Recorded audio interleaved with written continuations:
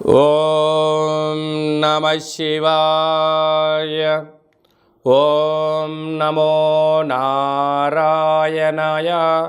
ఓం శ్రీ స్వర్ణాకర్షణ కాల భైరవాయ నమో నమః.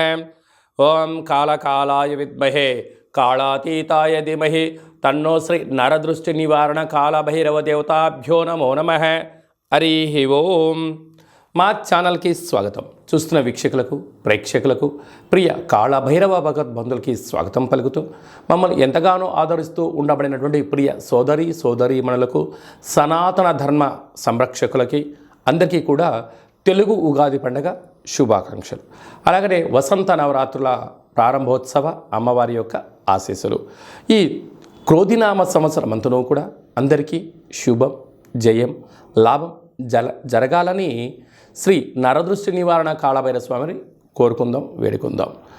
కనుక ద్వాదశ రాశుల్లో గ్రహ గమనాలు ఒకసారి వీక్షింపచేద్దాం. మేషరాశిలో బుధుడు మరియు గురు సంచార స్థితి, కన్యరాశిలో కేతు సంచార స్థితి, కుంభరాశిలో కుజుడు మరియు శని సంచార స్థితి, మీనరాశిలో రవి, శుక్ర, రాహు సంచార స్థితితో ఈ విధంగా ఉన్నాయి. ఈ సంవత్సరం రాజు కుజ భగవానుడు. మంగళవారం మనకు ఈ సంవత్సరం ఉగాది పండగ అవ్వడం వలన, రాజు కుజుడు అవ్వడం వలన నిత్యము రాజకీయ నేతలకు, సామాన్యులకు, ప్రతి ఇంట్లో ఉండబడినటువంటి కార్యక్రమ నిర్వహణ చేసే వారందరికీ కూడా అధిక శత్రు ప్రభావం అధికంగా ఉంటుంది. నిత్యము అంతర్గతమైనటువంటి భద్రతా లోపము, రక్షణ శాఖలో, న్యాయశాఖలో, అడ్వకేట్సు, పోలీసు, రక్షణ రంగాలలో వీరితో బాగా విపరీతమైన ఇబ్బందులు ఉండేటువంటి అవకాశాలు ఉన్నాయి. ఈ సంవత్సరము అధికమైనటువంటి వేడి, అధికమైన వర్షాలు, అన్నీ అధికస్యం ఉండేటువంటి పరిస్థితి ఉంటుంది. భానుడు విపరీతమైనటువంటి ఉష్ణోగ్రతను వెదజల్లే పరిస్థితి ఉంటుంది. పర్యావరణము, పరిరక్షణకు దూరం అయ్యే పరిస్థితి చాలా అధికంగా ఉంటుంది. అదియే కాకుండా మంత్రివర్యులు శని భగవానుడు. శని ఆయుకారకుడు అవ్వడం వలన శని నక్షత్రాలు 3 నక్షత్రాలు, పుష్యమి నక్షత్రము కర్కాటక రాశిలో ఉండడము, కర్కాటక రాశికి ప్రస్తుత కాలమాన ప్రకారంగా అష్టమ స్థాన శని సంచార స్థితి. 2వ నక్షత్రము అనురాధ నక్షత్రము. ఈ నక్షత్రము వృశ్చిక రాశిలో ఉండడము అర్ధాష్టమ శని సంచార స్థితి. 3వ నక్షత్రము ఉత్తరాభాద్ర నక్షత్రము మీనరాశిలో ఉంటుంది. మీనరాశికి కూడా ఏళ్ళనాటి శని యొక్క ప్రభావము. అంటే శని భగవానుని యొక్క తీవ్రత ఈ సంవత్సరము చాలా అధికంగా ఉంటుంది. మంత్రివర్యులు అవ్వడం వలన రాజు ఆజ్ఞాపిస్తాడు, మంత్రి పరిపాలన, అధ్యక్షత, నిర్వహణ చూస్తాడు. కనుక ఈ సంవత్సరము అనేక రకాలమైనటువంటి వ్యాధులు, ఇబ్బందులు, చోర భయం, తస్కరణ భయం, నదీ ప్రయాణాలు, అగ్ని ప్రమాదాలు, అనేకమైనటువంటి స్వయం కృప అపరాధంతో జరిగే పరిస్థితి చాలా అధికంగా ఉంటుంది. కనుక ఇలాంటి కాల సమయంలో ఈ సంవత్సరం అంతనూ కూడా శని భగవానుని యొక్క ఆశీస్సులు, మంత్రి ఆశీస్సులు మనకు కలగాలి అన్నట్లయితే ప్రధానంగా ఒక వ్యక్తి తన ఎంత బరువు అయితే ఉంటాడో అంత బరువు కలిగినటువంటి ఉప్పును తులాభారంగా చేసుకొని, ఆ ఉప్పును శివలింగ ఆకారంగా ఏర్పాటు చేసుకొని, రుద్రుడి యొక్క నమ్మకాన్ని, శని యొక్క మూలమంత్రాన్ని సంపుటీకరణ చేసుకుంటూ జలంతో ఆ యొక్క శివలింగానికి, అంటే ఉప్పుతో చేసిన శివలింగానికి అభిషేకం చేసుకోవడం వలన నీటితోనే ఉప్పు మరణిస్తుంది, నీటితోనే తయారవుతుంది. కనుక సమస్యలు సమసిపోతాయని చెప్పి గమనించాలి. ఈ ఒక్క చిన్న రెమెడీ కార్యక్రమం చేసుకుందాం. శని భగవాన్ యొక్క ఆశీస్సులు పొందుదాం. శ్రీ క్రోధినామ సంవత్సరంలో అందరము ప్రశాంత, సుఖవంతమైన, ఆనందకరమైన, ఆరోగ్యకరమైనటువంటి జీవితాన్ని పొందుదాం. వృషభ రాశి వారికి ఎలా ఉండబోతుందో ఈ వీడియోలో సవివరంగా, సంపూర్ణంగా తెలుసుకుందాం. వృషభ రాశిలో ఏ నక్షత్రాలు వస్తాయి అనగా, కృతికా నక్షత్రంలోని 2, 3, 4 పాదాలు, రోహిణి నక్షత్రంలోని 4 పాదాలు, మృగశిర నక్షత్రంలోని 1, 2 పాదాలను కలిపితే వృషభ రాశి. చాలామందికి పుట్టినటువంటి కాల సమయంలో డేటా ఆఫ్ బర్త్లు లేనటువంటి ఏకైక కారణం చేత పేరు యొక్క మొదటి అక్షరాన్ని అనుసరిస్తూ ఆ రాశిని తెలుసుకునే ప్రయత్నం అవుతుంది. అవి ఏ అక్షరాలు ఒకసారి పరిశీలన చేద్దాం. ఈ, ఉ, ఏ, ఓ, వా, వి, ఉ, వే, ఓ అక్షరాల వారందరూ వృషభ రాశి జాతకులే. వృషభ రాశి యొక్క అధిపతి శుక్ర భగవానుడు. వీరికి 9వ తారీఖు నుండి 15వ తారీఖు వరకు పుట్టినటువంటి వారందరికీ కూడా ముందస్తుగా జన్మదిన శుభాకాంక్షలు. గతంలో వివాహం చేసుకున్న వారికి వివాహ వార్షికోత్సవ శుభాకాంక్షలు. వీరికి పంచమ స్థానంలో కేతువు, రాజ్యస్థానంలో కుజుడు మరియు శని సంచార స్థితి, లాభస్థానంలో రవి శుక్ర రాహు సంచార స్థితి, వ్యయంలో బుధుడు గురు సంచార స్థితి ఉండడం వలన వృత్తులలో, ఉద్యోగాల్లో, అలాగే కిరాణం షాపులు, అలాగనే వ్యాపార సంస్థలు నడిపించేటువంటి వారందరూ కూడా సాఫ్ట్వేర్, హార్డ్వేర్, వస్త్ర వ్యాపారాలు, స్వర్ణకారిత వ్యాపారాలు చేసేటువంటి వారందరూ కూడా ఎంతో జాగ్రత్త అవసరం. ఎందుకనగా వ్యయంలో గురువు బుధుడు సంచారం చేయడం వలన అప్పుడే యోగము, అప్పుడే విచారము, అప్పుడే కొత్త ఆలోచన అన్నీ వెంట వెంట జరుగుతూ ఉంటుంది.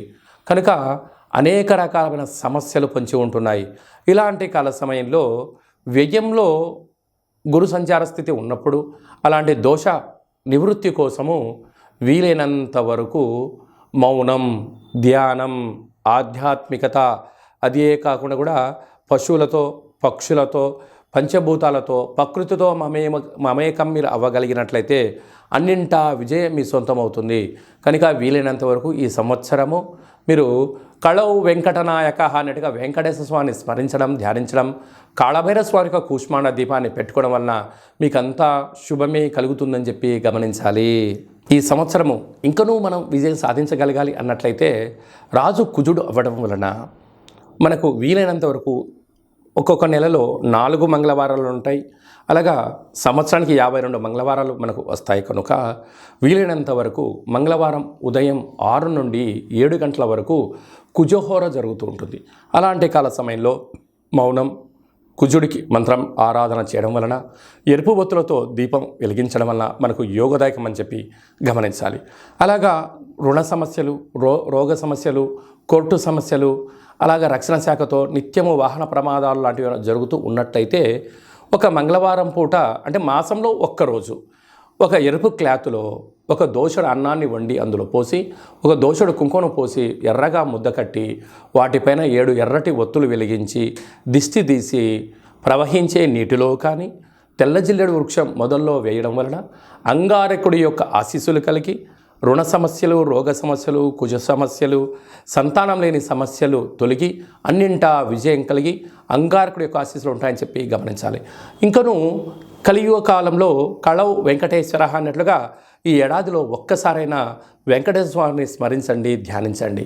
అలాగనే కాళభైరవ స్వామి యొక్క మంత్రాన్ని, కాళభైరవ స్వామి యొక్క కూష్మాండ దీపాన్ని, కాళభైరవ స్వామి యొక్క అక్షయ పాత్రను, అలాగనే కాళభైరవ స్వామి యొక్క డాలర్ని మెడలో ధరించడం వల్ల కాలం మీకు అనుకూలంగా ఉంటుందని చెప్పి గమనించాలి. ఈ యొక్క పాత్ర అక్షయ పాత్ర అంటారు. అక్షయము అనగా నశించబడినటువంటిది. ఈ యొక్క పాత్ర కంచు పాత్ర. ఈ యొక్క కంచు పాత్రతో మనం ఎలాంటి శబ్దాలను సృష్టించవచ్చో ఒకసారి తెలుసుకుందాం.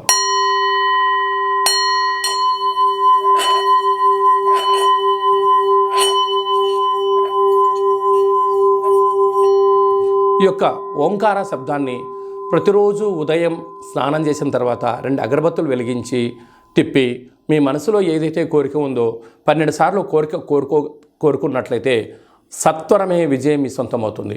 ఇంట్లో ఉండబడినటువంటి నరదృష్టి తొలగిపోవడం, ఇంట్లో ఉండబడిన జ్యేష్ఠాదేవి బయటికి వెళ్ళడం, బయట గ్రామంలో సంచరిస్తూ ఉండబడినటువంటి ధనలక్ష్మీదేవి గళ్ళు గళ్ళు అంటూ మన ఇంటికి వస్తూ సిరుల సంపదకు మనమే కేంద్ర బిందులు అవుతామని చెప్పి గమనించాలి.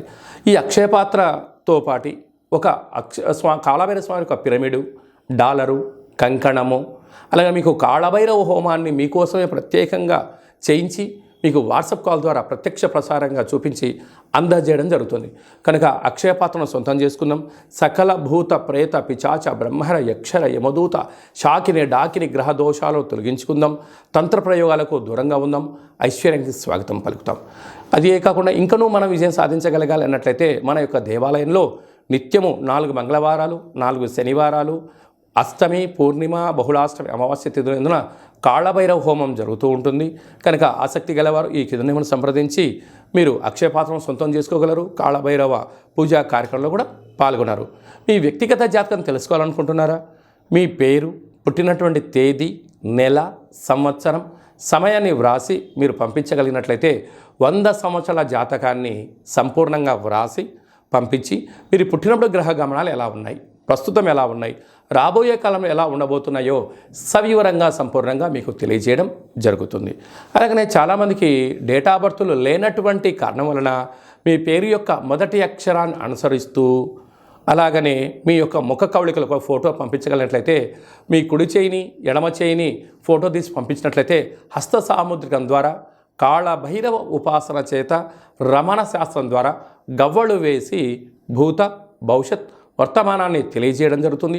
ఆధ్యాత్మికమైన సలహాలు సూచనలు ఇస్తూ మీరు అన్నింటా విజయం సాధించేంత వరకు మన యొక్క కాళభైరవ స్వామి యొక్క దేవాలయంలో నిత్యము మీ గోత్రనామాలతో అర్చన అభిషేక హోమ కార్యక్రమాలు చేయించడం జరుగుతుంది. కనుక ఆసక్తి గలవారు ఈ కింది నెంబర్ని సంప్రదించి వాట్సాప్ ద్వారా కానీ ఆన్లైన్ ద్వారా కానీ ఆఫ్లైన్ కానీ సంప్రదించి అపాయింట్మెంట్ తీసుకొని సంప్రదించగలరు. అలాగనే మీ అబ్బాయికి కానీ మీ అమ్మాయికి కానీ ఎంత ప్రయత్నం చేసినా వివాహం కుదుట పడట్లేదా, అనుకున్న సంబంధం రావడం లేదా అనుకున్న పరిస్థితుల్లో అబ్బాయి యొక్క జాతకంలో ఎలాంటి యోగాలు ఉన్నాయి, ఎలాంటి దోషాలు ఉన్నాయి, ఎలాంటి అమ్మాయిని కానీ ఎలాంటి అబ్బాయిని తెచ్చుకోవడం వల్ల యోగాలు కలుగుతున్నాయో మీకు సవివరంగా గ్రహమైత్రి జాతి ఆ యొక్క పాదాలను సవివరంగా కూడా తెలియజేయడం జరుగుతుంది. అలాగే తరచూ భార్యాభర్తలు ఇంట్లో గొడవ పడుతున్నారా, ఎందుకు గొడవ పడుతున్నారు, వారి యొక్క పేరులో ఏమైనా స్వల్పమైన మార్పులు చేయాలా, అలా తినే ఆహారంలో కానీ వేసుకునే వస్త్రాల్లో కానీ ఇంట్లో స్వల్పమైనటువంటి మంత్ర సాధన వల్ల చేయడం వలన ఆ భార్యాభర్తలు పార్వతీ పరమేశ్వరుల రూపంగా ఆ జన్మాంతము ఆయురారోగ్యాలు ఉండడానికి సలహాలు సూచనలు కూడా ఇవ్వడం జరుగుతుంది. మీకు అబ్బాయి కానీ అమ్మాయి కానీ పుట్టినట్టయితే వారి యొక్క పేర్లు తిథి ప్రకారంగా, వారం ప్రకారంగా, నక్షత్ర ప్రకారంగా ఎలాంటి ఆధ్యాత్మిక నామాలు పెట్టుకోవాలో కూడా మీకు తెలియజేయడం జరుగుతుంది. అందరికీ ఈ క్రోధినామ సంవత్సరంలో సర్వత్రా శుభం జయం లాభం జరగాలని కోరుకుంటూ ఆశీర్వచనం. ఓం శతమానం భవతి శతాయు పురుష సతేంద్రియ ఆయుష్యేవేంద్రియే ప్రతిష్టతి ధనం ధాన్యం బహుపుత్రలాభం శత సంవత్సరం దీర్ఘమాయు సర్వే జనా సుఖినో భవంతు లోకా సమస్తా సుఖినో భవంతు సర్వం నరదృష్టి నివారణ కాళభైరవ దేవతార్పణమస్తు. ఈ వీడియో మీకు నచ్చినట్టయితే లైక్ చేయండి, షేర్ చేయండి, మా ఛానల్ని సబ్స్క్రైబ్ చేసుకోండి.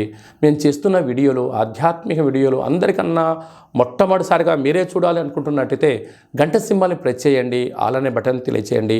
ఈ ఆధ్యాత్మిక భక్తి సమాచారాన్ని మీరు ఎవరి క్షేమాన్ని అయితే కోరుకుంటున్నారో, అంటే మీ క్షేమాన్ని ఎవరైతే కోరుకుంటున్నారో వారికి ఫార్వర్డ్ చేసి భగవంతుడి యొక్క ఆశీస్సులు పొందగలరు.